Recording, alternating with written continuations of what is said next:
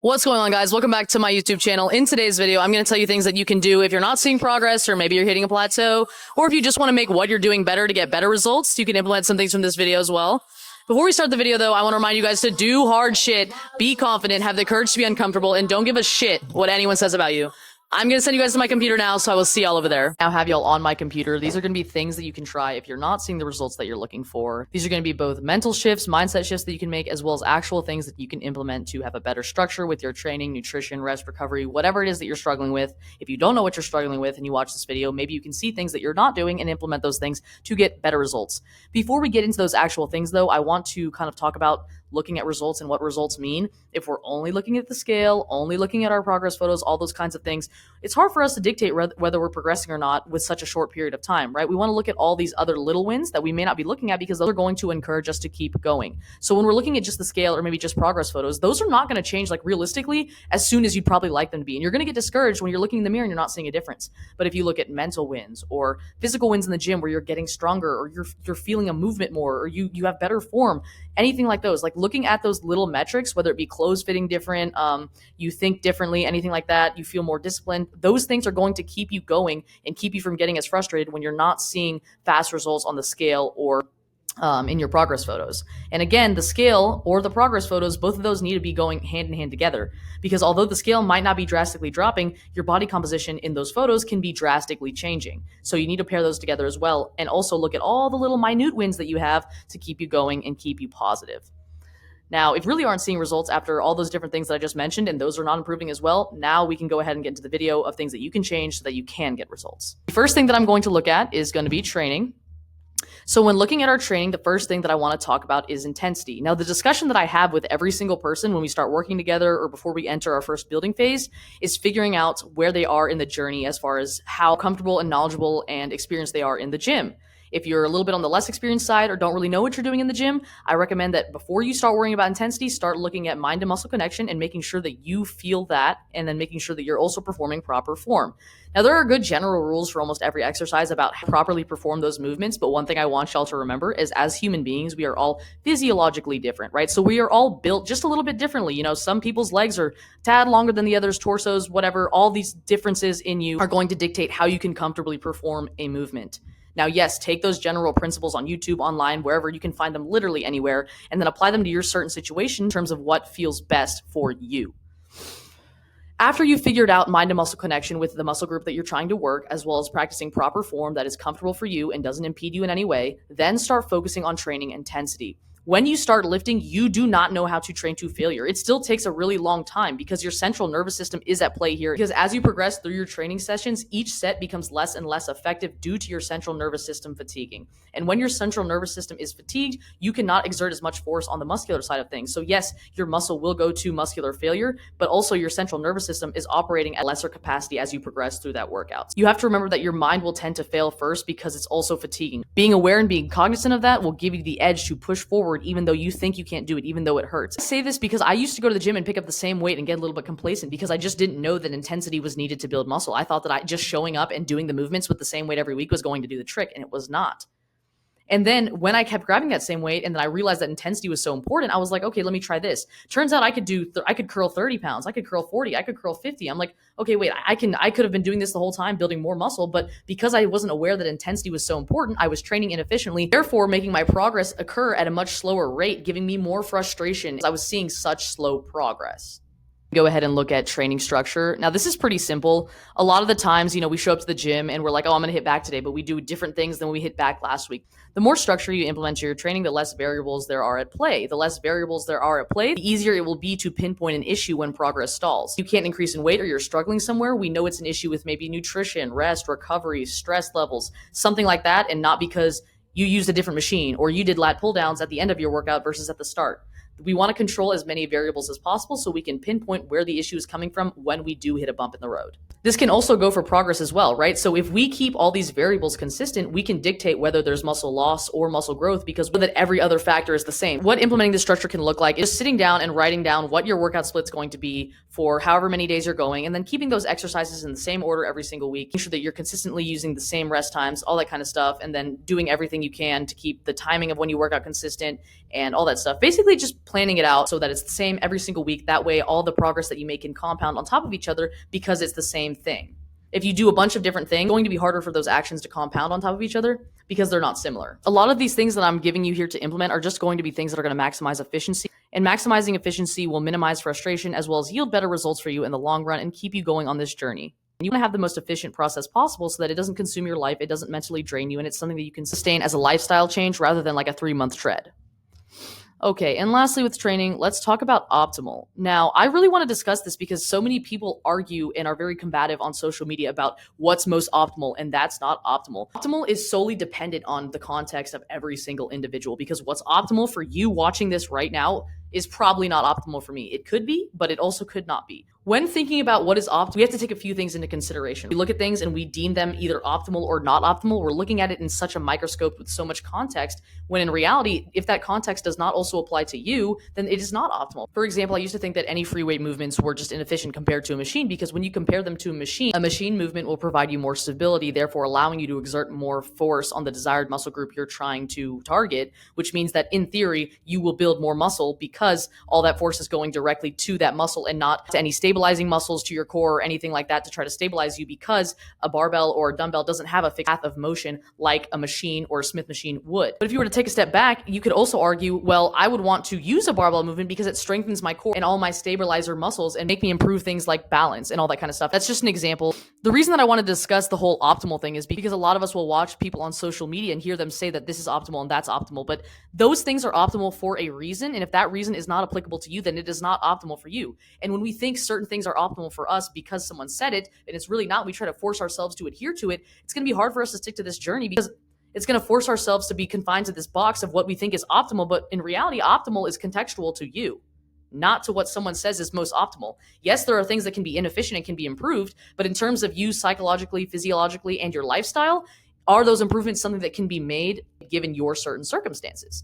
That is really why I want to discuss optimal. This can be applied to training, nutrition, all that kind of stuff. But when you think about what's most optimal, it is solely dependent on who you are, how you think, and what you do on the day-to-day. All right, next up, let's get into nutrition. Again, training, nutrition, all these things that I'm telling you are very nuanced to the person and require a lot of context when I program these for my clients. But these are general things that you can implement that will give you results if you're not already doing them. So when it comes to nutrition, looking at structure, a lot of the times, like, let's be honest here, we want to lose body fat. So we go online and we see that calories in, calories out. Okay, we need to be in a deficit. So we figure out that deficit and we hold that as the law. And we're like, okay, I needed, like, I'm hyper fixated on this deficit and making sure that I eat X amount of calories per day. Great in theory. Like, yes, the deficit and knowing the amount of calories you eat is important. Maintenance, surplus, all those things are very important. Yes. But I'm going to argue to say that what you fill that macronutrient number with is much more important than the actual macronutrient number in of itself. So yes, if you're in a surplus, you will gain weight. Yes, if you are in a deficit, you will lose weight. But we're not in the business of losing weight, gaining weight, anything like that right now. We're in the business of crafting and building a dream physique, which looks different for every single person depending on your body composition currently. So when looking at your nutrition, instead of hyper fixating on a calorie deficit because you associate your dream physique with losing weight, when in reality, it may not be that different on the scale when we get to it. It could be like a couple pounds different, but because you lost fat and built muscle, it's a different body composition. And we know that the most important part of a body recomposition journey is not just the amount of calories you're eating, but also the macronutrient profile of that calorie plan that you have. So when looking at that calorie number, just adding some structure as to how many carbs you're eating, how many fats you're eating, how much protein you're eating, and then seeing what those macronutrients do to your body and how it affects your composition will be able to tell you how you should structure your nutrition. But if we don't apply any structure to this calorie number, we're not going to be able to manipulate our body composition. Yes, the scale will go down, but again, we are not in the business of seeing the scale going down. I don't give a shit if the scale goes up or down. I give a shit about getting the dream physique, getting the look that you're looking for. We don't know how much that weighs. Unless you are obese, we do not know how that weighs. Take a look at the macronutrients you're eating and what they're doing for you. Start adding structures to the macronutrients that you're having, making sure that you're hitting your protein goal and moderating carbs and fats depending on your lifestyle and other physiological factors that are specific to you. It's going to lead us to our next point here, which is nutrient profile and timing. When it comes to nutrient profile and timing, so we just talked about calories and how calories are, it's just the surface level. It's the umbrella of what is important. Structuring those calories properly and the macronutrients that are filling those calories, going to take control of a couple of those variables. And like I mentioned previously when discussing training, taking control of more variables make it easier for us to pinpoint where the issue is or why we aren't making progress. So after we structure those macronutrients, we can then look at nutrient profile and timing. So looking at the foods that we're eating, why we're eating them, and what they are doing for us, and that will dictate when we should time them in our day. For example, we're eating carbs and protein pre-workout to give us the fuel that we need to effectively build muscle, as well as make sure that we have the energy to perform well in the gym, and using protein to keep us satiated so that we're not hungry during our work. If we notice that maybe we're crashing during that workout, and adding 5 to 10 grams of fat pre-workout to give us a little bit of sustained energy so that we're not crashing from the energy that we're getting from carbs. Post-workout, having a quick digesting protein to get that protein in your system and repair the muscles that you just tore through, as well as have some carbs to promote rest and recovery by filling the glycogen storages that you just burned through. We don't structure our food or our nutrition, we're leaving leverage on the table. And the more leverage we have, the better results that we get, the easier this is, less frustration we experience, therefore it consumes less of our mental energy. When we are intentional about what we eat, because we know that what we eat can affect what we do, how we feel, can make us perform better,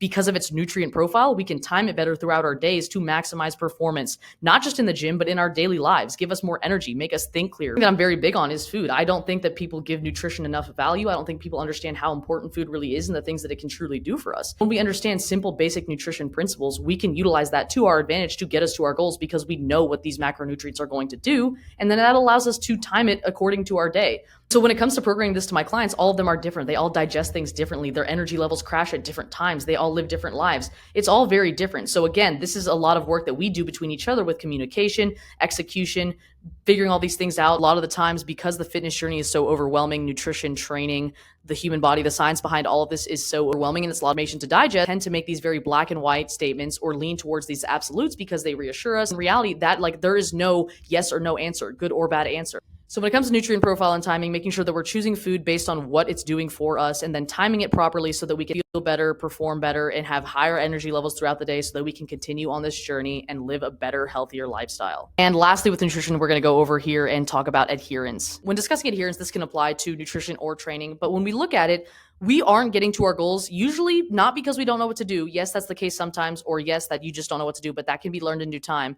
But it's usually because we can't stick to things. We can't stick to nutrition or we can't stick to training. If we cannot stick to these things, there is a reason behind it.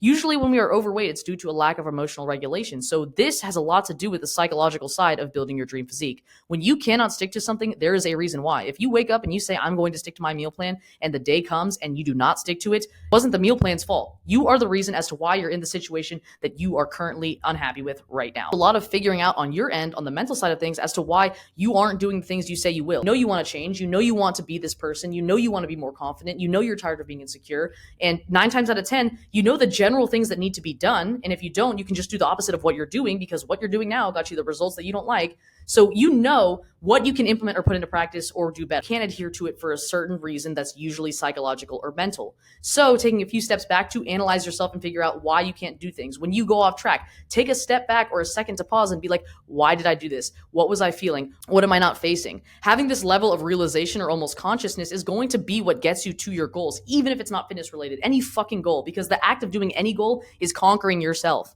You are the only thing in your way and you are what is keeping you stuck. When we can't stick to nutrition specifically though, we usually use food as a coping mechanism for negative situations or negative emotions that we don't want to face or feel. When we have that relationship, we are never going to be able to adhere to our nutrition plan no matter how fucking perfect it is. The hard part with this is because it's not like it's drugs or alcohol or anything like that. It's food. Food cannot be something that you just give up, right? You can't just be like, oh, I'm fucking done with food. Like you need it to survive. But because it's something that we need and it's not inherently bad, it's hard to pick up on when we use food to cope, or maybe if we have a food addiction or we're very food focused. So it's really hard to pinpoint or even notice. And sometimes we're in a situation that we don't like because we're not aware of these subconscious things that we have going on because we never took a step back to look at why am I doing the things that I'm doing. Half the time, we don't even look at the negative habits that are keeping us stuck. We just sit there and wonder, damn, I fucking hate this, but nothing changes. These are some other things that you can be overlooking that's slowing your progress down. So looking at sleep. Sleep is imperative for rest and recovery and making sure that we can put on muscle in the most efficient way possible so that we can have the energy necessary as well as allow our muscles to operate at full capacity. If we don't give them enough time to rest, whether it be taking a break between certain training days or making sure that we're getting enough sleep at night. Sleep is also very important for heart health and allowing your heart to rest. When we do lack in sleep, that will lead to higher stress levels, which can lead to weight retention and stalling on the scale, as well as inefficient performance in the gym, yielding us less muscle growth in the long run. So a lack of sleep is directly correlated to an increase in the production of the hunger hormone hormone ghrelin, so that will affect your hunger cues. So no, you're not really hungry, but you'll feel abnormally hungry because you're lacking in sleep. And usually when we lack in sleep, we tend to make not the best choices. And when we pair that with an increase in our hunger hormones, you can see how this would lead to us falling off track. It's almost like we're setting ourselves up for failure. So making sure that we're getting enough sleep, I know it may be hard to, especially when we're busy, have things to do, but in the long run, if you prioritize your sleep, you will come out on top. Next up, we have stress levels. When you have high cortisol, your body is not operating at full capacity and it's not operating efficiently because all your energy is being taken by stress. It can cause you to retain weight, especially if you have any hormone imbalances. And just managing your stress levels in general, even if you're not worried about fitness, is going to be better for your overall quality of life. Next, we have rest. Kind of goes hand in hand with sleep, but just making sure that rest days are timed effectively. I never recommend that anyone trains all their training days back to back. That is the only way that their schedule allows it to happen. Prioritizing rest and allowing your body to rest is just as important as prioritizing training. And lastly, another thing is the mindset. Usually this journey is started from a point of frustration and insecurity, and that can lead us to make terrible decisions because we make decisions based off of our emotions. If you watch this video, I hope that you make decisions based off logic and reason, because that's what's going to get you the best results, the most efficient results, and have you keep the results and be able to maintain them for your entire life. You do not have a positive mindset with yourself, with training, with food, with nutrition, anything like that, it's going to be reflected in your physique either now or eventually. The physique that you're looking for, that you're trying to build, is usually also the person that you want to become, both mentally and physically. And you cannot become that person physically if you don't change mentally, right? If you don't change mentally, your physique is a reflection of your mindset. And if you do not fix your mindset, you will not see the changes in the physique. I've noticed this with myself personally. And when coaching all of my clients, what I notice first is always a mental shift, a mental change. It starts with a first check-in where they say something like, I did everything I said I would this week. Something as small as that. Obviously, it's the first check-in. There's not going to be much of a difference on the scale or in their progress photos, but it's when they start doing those little mental changes, and I see them every single week, and then we start seeing that progress, right? I ask them all the time, like, give me a mental win this week, and it's like, I was a little bit more disciplined, or I showed up when I said I would. All those little things are wins. That's progress, because when we do those and those compound over the first couple of weeks is when I see changes in body composition, in the scale, and in their mindsets, and in them as people. I was very proud of myself when I made those changes, but nothing compares to how proud I am of the clients that I work with and the people that I work with when I see those changes in them. I know that not only are they going to look better, but they're going to be happier, they're going to be more confident, and they're not going to feel that frustration and that insecurity. With that being said, guys, that is everything that I have for this video and all the things that you can try to implement to change if you are not seeing any results. If you have questions about anything that I just discussed, drop them in the comments below. If you want to work with me one-to-one to build your dream physique, I will leave the link in the description of this video. And if you are a good fit, of course, I will personally be reaching out to you. If you want to see more of me daily or personally message me with any questions or problems, or you just want to talk, I will leave my Instagram linked in the description below as well. I love you guys so much. Thank y'all for watching. I make these videos to help younger me, all the things that I know that I needed to hear. So when I see your comments and I read your messages and I read your applications, it makes me so freaking happy to know that I'm helping you guys. As always, of course, do hard shit and be confident. But most importantly, if you're contemplating starting, start right now. There's no perfect time. I say this every single video. There is only time, and what you do with it. You cannot save time. You can literally only spend it. So quit wasting it. I love y'all so much. I will see you guys in the next one.